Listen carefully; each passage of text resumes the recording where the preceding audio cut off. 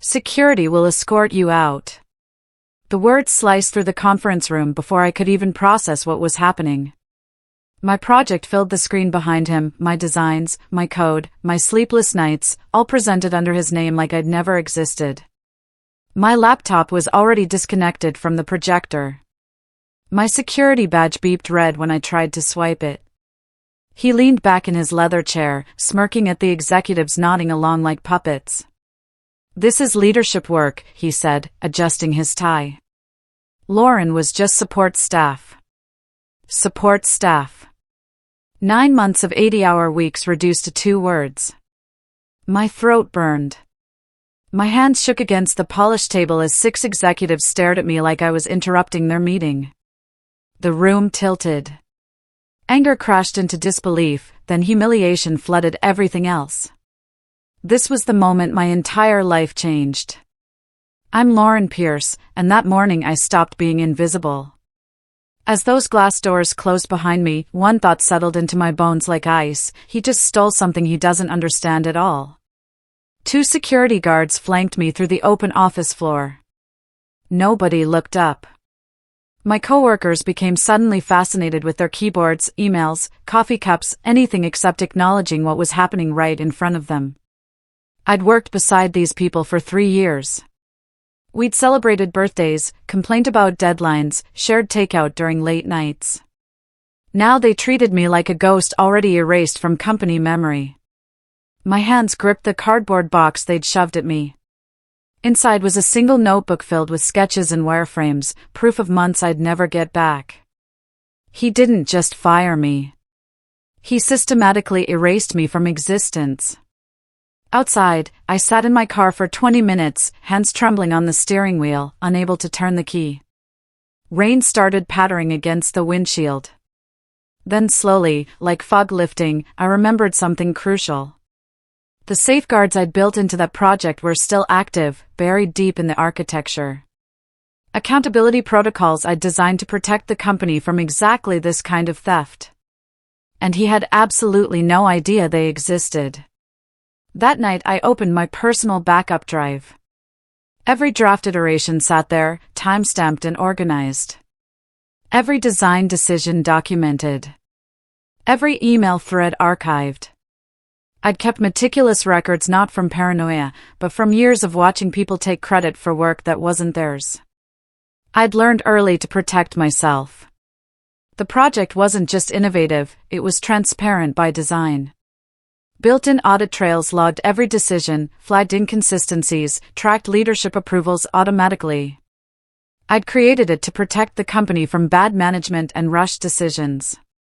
Now those same systems would protect something else entirely. The truth. I opened my laptop and started documenting everything methodically. Screenshots. Email chains. Development logs showing my username attached to every major breakthrough. The evidence was overwhelming, clinical, impossible to dispute. I saved it all to 3 separate encrypted drives. Then I did something that surprised even me. I didn't post angry rants on LinkedIn. Didn't send threatening emails. Didn't call lawyers immediately. I simply waited. Because the platform was scheduled to go live in 72 hours, and when it did, every built-in accountability feature would activate automatically. 3 days later, the announcement arrived in my email inbox despite my terminated access. The company was launching the new platform with massive fanfare. My former boss's face filled the press release, his quote about visionary leadership making my stomach turn. Industry publications picked up the story immediately. Tech blogs called him a genius. His LinkedIn exploded with congratulations. Hundreds of comments praising his innovation, his forward thinking, his brilliant strategic mind. Former colleagues I'd trained personally added their voices to the chorus. The narrative was set. He was the hero. I closed my laptop and made coffee. Waited for my hands to stop shaking. Then I opened my personal network and started reaching out, calm and professional. No bitterness. No accusations. Just honest messages to former clients and industry contacts I'd built relationships with over years. I'm exploring new opportunities and wanted to reconnect. The responses came faster than expected. Several people asked directly about the project they'd seen announced. I kept my answers simple, factual, professional. I shared my portfolio, time-stamped and documented. One senior director at a competing firm responded within an hour, "We always suspected you were the real architect behind that work." The platform went live on a Tuesday morning. The internal rollout meeting was streamed across all company locations. I wasn't supposed to have access anymore, but a former coworker sent me the link quietly. I watched from my apartment as he stood at the podium, basking in applause, explaining features he barely understood. Then the platform's automated credit log appeared on the main screen during his presentation. A feature I'd built to ensure transparent attribution of work across development teams. Names populated automatically, pulled from commit histories and approval chains. My name sat at the very top of the contributor list. He froze mid-sentence. His smile cracked. The room went silent as executives leaned forward, squinting at the screen. He laughed nervously, waving his hand dismissively. "Just a technical glitch in the attribution system. We'll patch that out immediately." But I watched several executives pull out their phones. They'd seen it. The seed of doubt had been planted in soil that would prove extremely fertile. That afternoon, I received 3 LinkedIn messages from people inside the company asking careful questions about my involvement in the project. I responded to none of them. Not yet. Instead of waiting for vindication to find me, I started rebuilding my professional identity piece by piece. I updated my portfolio website with detailed case studies, every project carefully documented with outcomes and methodologies.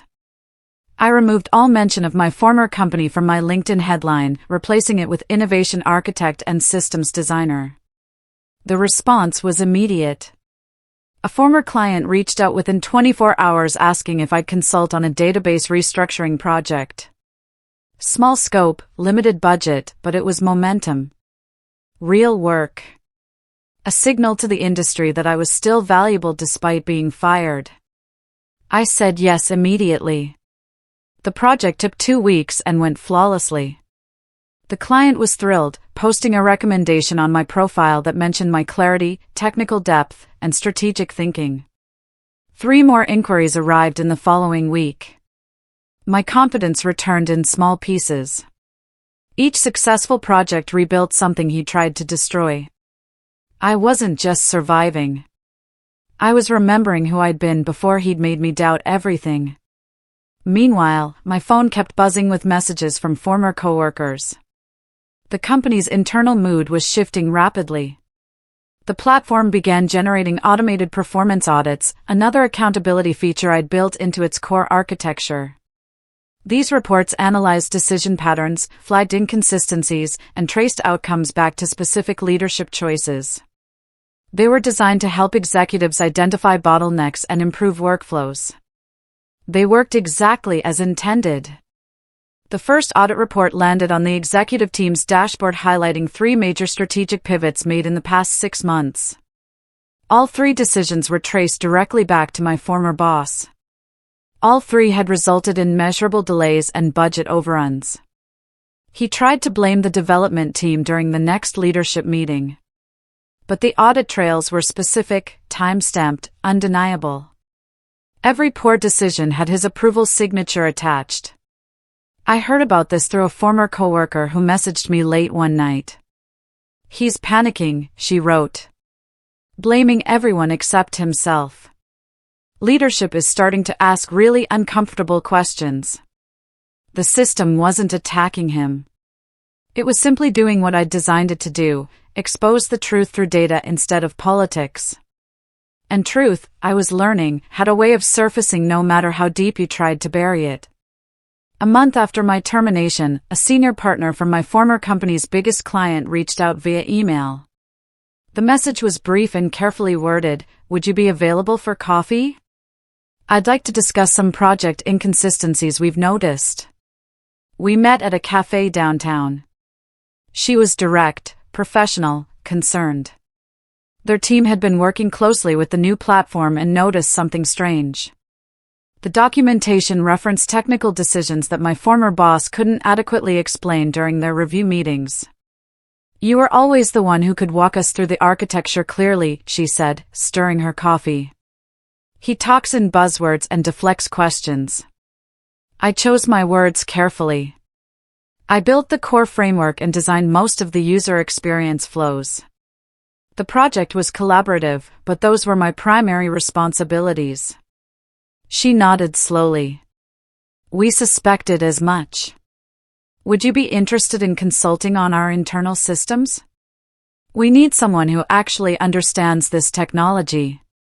I accepted immediately. The contract was modest but significant. Real work with a respected client. More importantly, it was validation that my expertise had value beyond my former employer. That night I updated my consulting rate sheet. The work was beginning to find me.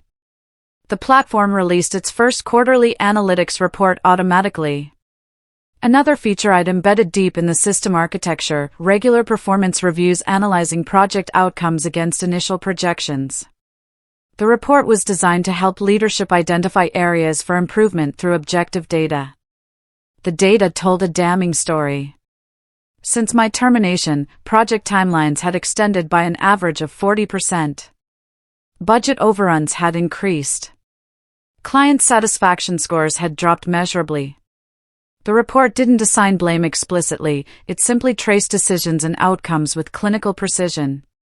Every major decision point led back to the same person.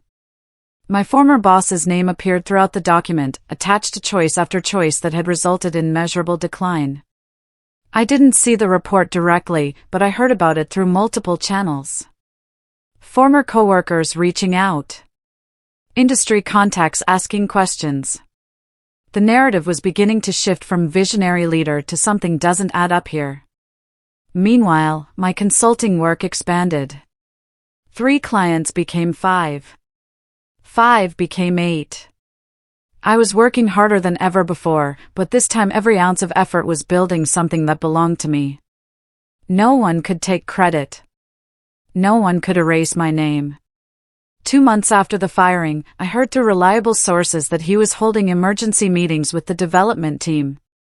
He was trying to disable the transparency features I'd built into the platform. The audit trails. The attribution logs. The performance analytics.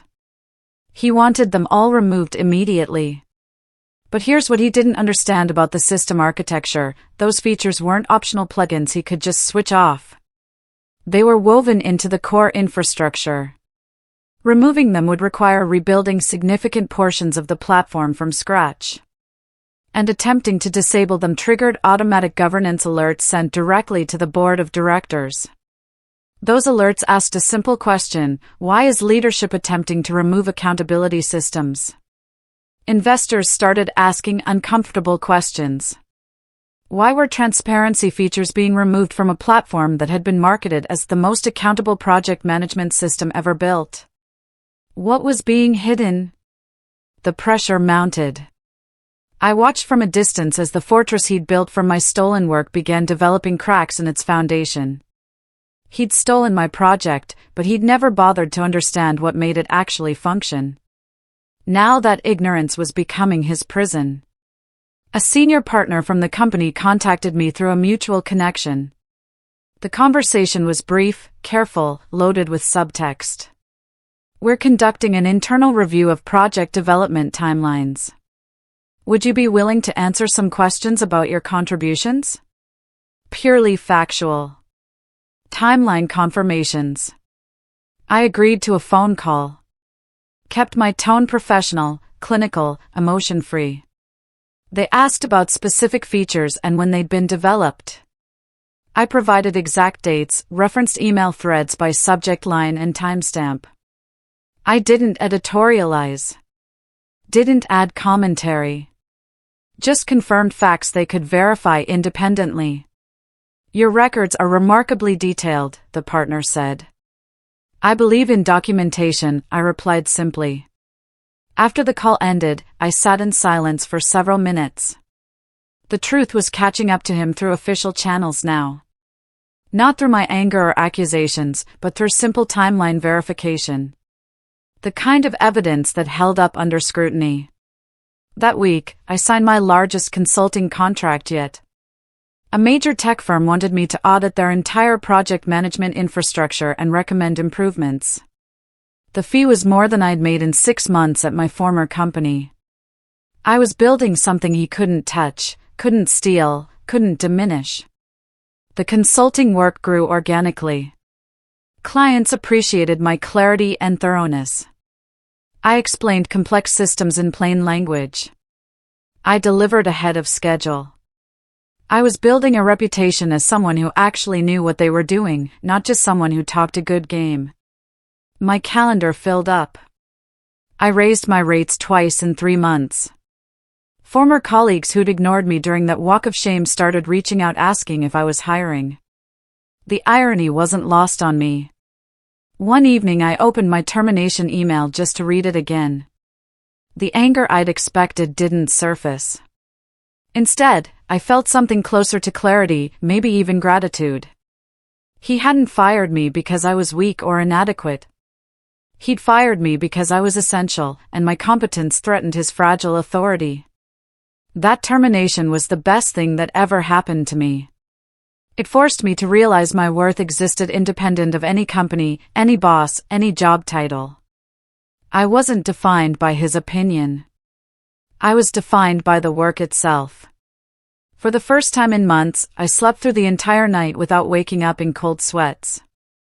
3 months after my termination, a competitor reached out with an intriguing proposition. They'd been watching the platform's public analytics, another feature I'd built that shared anonymized performance metrics with the broader industry. They were impressed with the architectural choices and wanted to hear my perspective on their own systems. The initial meeting was supposed to last an hour. It stretched to 3. I walked them through design philosophy, explained my approach to accountability and transparency. They asked technical questions I could answer instantly, off the top of my head, because I'd built those systems from the ground up. At the end of the meeting, their CTO leaned back and said something that changed everything: "We'd like to bring you on as Director of Platform Innovation. You'd have a team, a real budget, and complete creative control." I didn't accept immediately. I asked for the weekend to consider it. But driving home, I realized I wasn't rebuilding anymore. I was rising. This wasn't about recovering from what he'd taken. This was about building something entirely new, something better. I called them Monday morning and accepted the position. Start date, 3 weeks. Inside my former company, things were deteriorating rapidly. I heard through multiple sources that leadership had started bypassing my former boss entirely. When they needed technical explanations, they went directly to the engineering team. When clients asked detailed questions, they brought in developers instead of letting him deflect. His authority was eroding one meeting at a time. The executives had discovered what I'd known for years: he fundamentally didn't understand the technology he was supposedly leading. He could deliver a good presentation. He could sell a vision. But when pressed on actual substance, he crumbled. Trust evaporated quickly once the first crack appeared. Executives started questioning every decision he'd made. Projects he'd claimed credit for were being investigated and reattributed. His carefully constructed image was collapsing under basic scrutiny. Meanwhile, I gave notice at my consulting clients. They were disappointed but understanding. Several asked if they could work with me in my new role. I promised to stay in touch. I cleaned out my home office, packed up my equipment, prepared for the next chapter. The anger was gone completely now. In its place was something steadier. Confidence. Clarity. Purpose. My last week of consulting included one particularly meaningful project. A startup founder reached out asking for help restructuring their development pipeline. During our call, she mentioned she'd read about me in an industry publication. A journalist had written a piece about innovative platform design and interviewed several engineers about emerging best practices. My name had come up repeatedly. People in the industry know who you are, she said. They respect your work. That validation meant more than I could express. Not validation from a boss or company, but from peers who understood what I actually did. People who recognized competence when they saw it. The final consulting project wrapped up smoothly. The client left a glowing review on my profile. I closed my laptop on that chapter of my life and opened it on something new. The following Monday, I walked into my new office. Director of Platform Innovation. Real authority. Real resources. Real respect. My ideas wouldn't be stolen. My contributions wouldn't be erased. I was finally, completely visible. For the first time in years, I felt seen. For months after the termination, the internal review at my former company concluded. I received the results through a former coworker who risked sending me the summary document. The findings were devastating for him. Leadership misrepresentation. Unethical credit claims. Demonstrated pattern of taking credit for subordinates' work across multiple projects. The evidence was overwhelming because the platform itself had generated most of it through automated audit trails and attribution logs. He was removed from all strategic oversight positions immediately. Demoted to a peripheral advisory role with no direct reports. The executives couldn't fire him outright due to his contract terms, but they'd stripped him of everything that mattered: authority, respect, influence. The smirk I remembered from that conference room was gone. I'd seen a recent photo from a company event. He looked diminished, smaller somehow, like a man who'd been hollowed out from the inside. I felt nothing. No satisfaction, no vindication, not even pity. He was simply irrelevant to my life now. I'd moved beyond the space he occupied entirely. My team at the new company was thriving. We'd just launched our first project under my leadership. The client feedback was exceptional. 6 months after everything started, I received an unexpected email. The board chair from my former company wanted to schedule a call. I almost deleted it, but curiosity won. The conversation was brief and awkward. They were conducting a comprehensive leadership review and wanted to discuss potential misunderstandings regarding project attribution. Very careful language. Very corporate. I could hear the lawyer coaching in every word choice. I kept my responses professional and minimal. Yes, I'd designed the core architecture. Yes, I'd led the technical development. Yes, I had documentation supporting those facts. No, I wasn't interested in discussing legal action or settlements. We want to ensure proper credit is attributed going forward, the board chair said carefully. I appreciate that, I replied. But I've moved on completely. I have no interest in relitigating the past. There was a long pause. We understand you've taken a leadership position with a competitor. That's correct. Another pause. We wish you well. After the call, I realized something important. They'd called because they were worried, concerned I might sue, might go public, might damage their reputation. But I didn't need revenge anymore. I'd already won by walking away and building something better. My new team delivered our second major project ahead of schedule and under budget. The client was so impressed they expanded the contract immediately. Our CEO mentioned my name in the quarterly earnings call, praising the innovative leadership in the platform division. I attended an industry conference and found myself on a panel discussing ethical leadership in tech. Someone in the audience asked about handling credit theft and workplace injustice. I chose my words carefully. Document everything. Know your worth. And understand that sometimes the best revenge is building something so successful that the person who wronged you becomes completely irrelevant to your story. The room applauded. Several people approached me afterward, sharing their own stories, thanking me for the advice. That evening, scrolling through LinkedIn, I saw that my former boss had updated his profile. He'd removed all mention of the project he'd stolen. His new title was vague and diminished. The comments on his posts had dried up completely.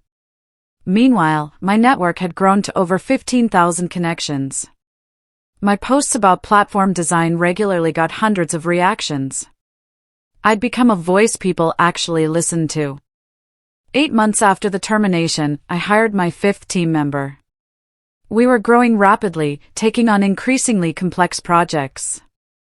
I'd implemented the same transparency and accountability systems I'd built before, but this time I was the one who got credit. My name was on every presentation, every client proposal, every published case study. A journalist from a major tech publication reached out wanting to interview me about innovative platform design. During the conversation, they asked about my previous work. I kept my answers factual and brief, focusing on the technical achievements rather than the personal drama. The article published the following week. It was fair, balanced, and positioned me as a rising leader in the space. There was one mention of my former company and the project, noting that attribution of the original work has been subject to internal review. That single sentence said everything without saying anything. The industry understood what had happened without me having to explain it explicitly. My reputation was intact. His was permanently damaged. Several companies reached out after the article published, asking if I'd be interested in advisory roles or speaking engagements. I was becoming exactly what he'd pretended to be.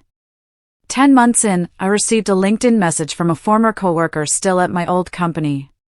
She was brief and careful: "He resigned today. Lost investor confidence after the review. Thought you'd want to know." I read it twice, then closed the app. Felt nothing. He'd become a footnote in a chapter I'd already moved past. His resignation didn't give me satisfaction because I didn't need it anymore. My success wasn't about his failure. It existed independent of him entirely. That afternoon, my team celebrated landing our biggest client yet. A Fortune 500 company wanted us to rebuild their entire project management infrastructure. The contract was worth more in 1 year than I'd made in 5 years at my previous job. We went out for drinks. My team was brilliant, passionate, dedicated. They looked at me with respect I'd earned through actual leadership, not theft. This was what being valued felt like. This was what proper recognition looked like. Walking home that night, I realized I couldn't even remember the details of that conference room anymore. The shame had evaporated completely. In its place was something solid and permanent: self-assurance. 1 year after the termination, I received an invitation to speak at a major industry conference. The topic was building accountable systems in tech leadership. I accepted immediately. My presentation focused on transparency, documentation, and creating cultures where credit flows to the people who actually do the work. I didn't mention my former boss by name. Didn't need to. The principles spoke for themselves. The response was overwhelming. Standing ovation. Dozens of people lined up afterward to ask questions, share their own stories, request advice. Several executives handed me business cards, asking if I'd consult on their leadership structures. That evening, I sat in my hotel room updating my LinkedIn. My title had just changed again: Vice President of Innovation. My team had grown to 15 people. We'd launched 7 major projects in the past year. Every single one had been successful. I pulled up my old termination email one final time. Read it through once. Then deleted it permanently. I didn't need to keep that reminder anymore. The person who'd written it had become irrelevant. The person who'd received it had become unstoppable. 16 months after everything started, my former company's platform was mentioned in an industry report about accountability systems in project management. The analysis praised the innovative transparency features and ethical framework built into the architecture. My name appeared in the footnotes as the original system architect. Proper credit, finally, buried in the technical documentation where truth always lived. I screenshot it and saved it to a folder labeled evidence, not because I needed it for anything specific, but because documentation mattered. Always had, always would. That same week, I signed the paperwork to bring 2 senior engineers onto my team. Both had worked at my former company. Both had left specifically because they wanted to work for me again. They said the culture had become toxic after the leadership shakeup, that nobody trusted anyone anymore. You always gave credit where it was due, one of them said during the interview. That matters more than people realize. I hired them both immediately. We were building something that prioritized people over politics, substance over status. Every decision I made was designed to create the environment I'd always wanted to work in. 2 years after the firing, I was invited to participate in a documentary about women in tech leadership. They wanted to discuss barriers to advancement and strategies for overcoming workplace injustice. I thought carefully before agreeing. This would be public, permanent, searchable. But I also realized my story might help someone else navigating similar circumstances. So I said yes. The interview lasted 3 hours. I talked about documentation, about knowing your worth, about building relationships that transcended any single job. I mentioned being fired and having my work stolen without naming the company or individuals involved. Focused on the lessons rather than the grievance.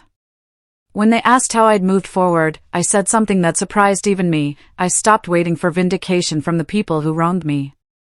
I created my own vindication by building something undeniable.